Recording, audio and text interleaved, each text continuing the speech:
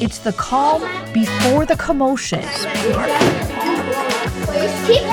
Can you put it in gently? We gotta go quicker. There you go. This is exactly 2.5 teaspoons. Put that in here. Busy hands Now you got it. reaching for ingredients. Does somebody at your table already get sugar? Yeah. Okay. Inquisitive minds And then here, turn it.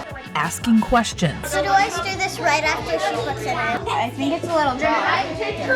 Eager elementary students It'd be easier now that you added taking on We're making pretzels. Soft pretzels. It's a cooking club, so we're running it one day a month. It's the first time we've offered it. Can I put this back? We just thought it would be something fun to try, something new. Really? Perfect. I wanted to learn how to cook. I love to cook and bake. The idea is to encourage an adventurous palate. I want them to be able to go home and experiment and try different foods. Cooking also helps students expand their understanding of math. 102.2.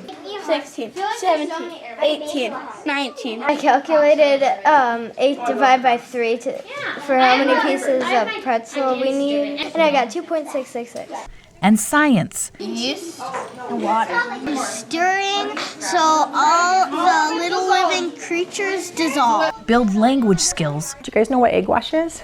Something you wash eggs with? Not exactly. Boost self-confidence. I'm so pleased with myself. I did it! Explore creativity. I'm making a heart-shaped and a star-shaped dough. And maybe, just maybe, fulfill one's wildest dreams. I want to get a kids baking championship. I want to get those $100,000. I want to get a puppy. And then we're going to cover it with a towel and we're going to let it sit for about 20 minutes.